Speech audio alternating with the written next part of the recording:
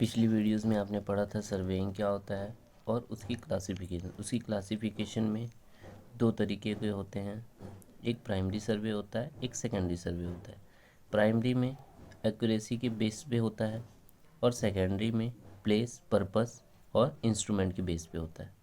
अब हम पढ़ने जा रहे हैं कि ये बेस्ड ऑन एक्यूरेसी क्या होती है और सेकेंडरी सर्वे में पर्पस, प्लेस और इंस्ट्रूमेंट क्या होता है। अब मान लीजिए प्लेस ऑफ सर्वे क्या होता है। प्लेस ऑफ सर्वे होता है जैसे कि हम अब प्लेस यहाँ पर हम पानी के अंदर कर सकते हैं, पानी के ऊपर कर सकते हैं, या ज़मीन पर, या फिर एयर में, हवा में। ठीक है, हवा, पानी और ज़मीन, इन तीनों पर सर्वे होता है। ठीक है, ये हमारा हो गया प्लेस। उसके बाद आएगा पर्पस। जैसे कि हमें पानी, समुद्र के नीचे जो पानी है उसकी वो कितनी गहराई तक है, उसकी हमें डेप्थ निकालनी है। तो हम उसकी डेप्थ को निकालेंगे कैसे, सर्वे करके। तो सर्वे करके निकाले तो हमारा ये क्या हो गया, पर्पस हो गया कि समुद्र के नीचे की डेप्थ निकालना। उसके बाद धरती के नीचे जो है वो क्या मिनरल्स जो है फ्लो कर रहे हैं, अगर हमें उसे निकालना है तो वो भी हमारा क्या हो गया, एक तरह से पर्पस हो गया कि उस सर्वे को करने जा रहे हैं, वो हमारा पर्पस है। मिनरल कौन सा है वो हमें पता नहीं है, वो चीज़ को फाइंड आउट करने जा रहे हैं, दैट इज़ कॉल्ड पर्पस सर्वे। उसके बाद इंस्ट्रूमेंट के बेस पे, इंस्ट्रूमेंट के बेस पे आते हैं तो इंस्ट्रूमेंट के बेस पे क्या है कि अगर हम जाते हैं कहीं पर सर्वे करते हैं तो हम किसी इंस्ट्रूमेंट का यूज़ करते हैं। अगर हम किसी इंस्ट्रूमेंट का यूज़ करेंगे तो जिस इंस्ट्रूमेंट के द्वारा सर्वे हो रहा है वो इंस्ट्रूमेंट सर्वे हो जाएगा। लाइक जैसे कि कंपास सर्वे हो गया, या फिर चेन के द्वारा कर रहे हैं तो हम चेन सर्वे बोल देंगे, कंपास के द्वारा कंपास सर्वे, प्लेन टेबल के द्वारा कर रहे हैं प्लेन टेबल सर्वे, थर्डलाइट के द्वारा कर रहे हैं थर्डलाइट सर्वे। कई तरीके के जो है वो इंस्ट्रूमेंट हैं, उनके द्वारा हम क्या है सर्वे कर सकते हैं। ठीक है, बेस्ड ऑन एक्यूरेसी पे आते हैं। अर्थ की शेप की बात करते हैं। अर्थ की शेप, इनके कारण जो है वो, अर्थ की जो शेप है वो ना ही एलिप्टिकल है और ना ही स्फेरिकल है। ठीक है, ये क्या है, इसकी शेप जो है वो जियोइड है, या फिर हम कह सकते हैं ऑब्लेट स्फेरॉइड। Oblate spheroid. अब ऑब्लेट स्फेरॉइड है, क्यों है, फर्स्ट ऑफ ऑल हम जान लेते हैं जियोइड क्या होता है। जियोइड होता है जैसे अर्थ की सरफेस पर कहीं भी अपहीवल, डिप्रेशन, ये सब चीज़ें जो आ जाती हैं, या फिर कहीं पर नदियां हैं, तालाब हैं, वो चीज़ें क्या हो जाती हैं, जियोइड हो जाती हैं। जियोइड का मतलब जैसे कि कोई तालाब है तो वो नीचे से मूव कर रहा है तो उसमें डिप्रेशन आ जाता है, डिप्रेशन।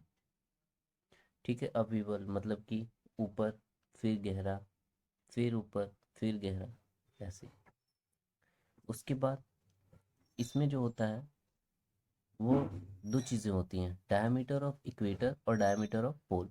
जो डायमीटर ऑफ इक्वेटर होता है वो बड़ा होता है as compare to diameter of pole. Diameter of equator जो होता है वो क्या होता है, बल्ज होता है।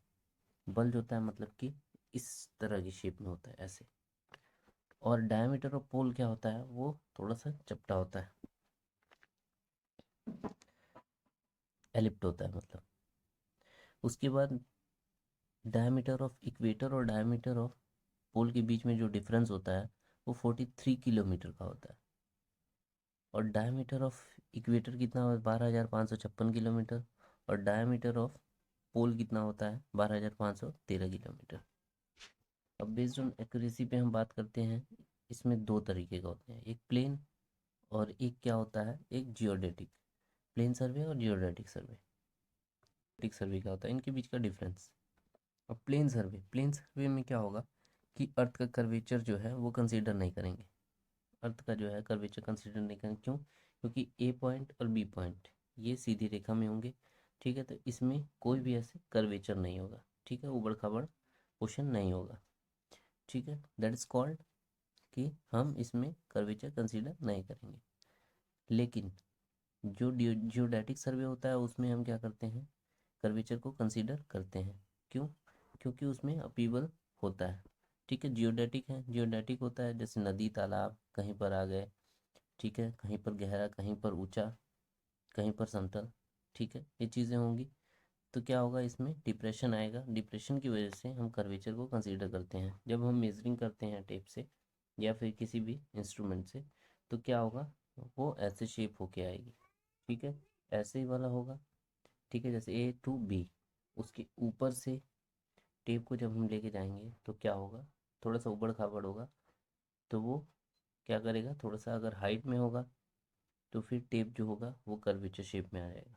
ठीक है, अगर थोड़ा सा नीचे होगा तो वो क्या होगा, तब भी टेप जो है कर्वेचर शेप में आएगा।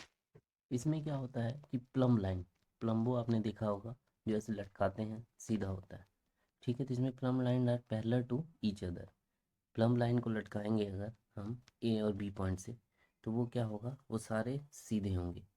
ठीक है, लेकिन कर्वेचर, जब हम जियोडेटिक सर्वे में हम प्लम को लटकाएंगे तो क्या होगा, वो शेप ऐसे होगी तो वो ऐसे आएंगे।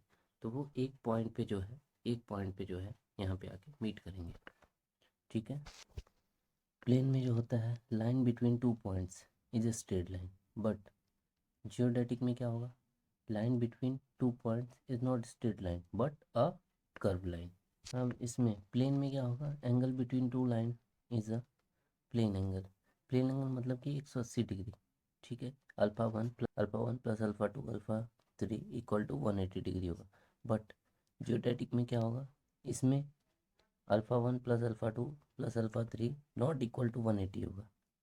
ठीक है, इसमें जो होगा 180 से ज़्यादा एंगल बनाएगा क्योंकि ये कर्व है। तो angle between two curve line is a spherical angle. तो area is considered in this plane survey is small. और उसमें हम क्या करते हैं, जियोडेटिक में जो होता है एरिया जो कंसिडर करते हैं वो बड़ा होता है।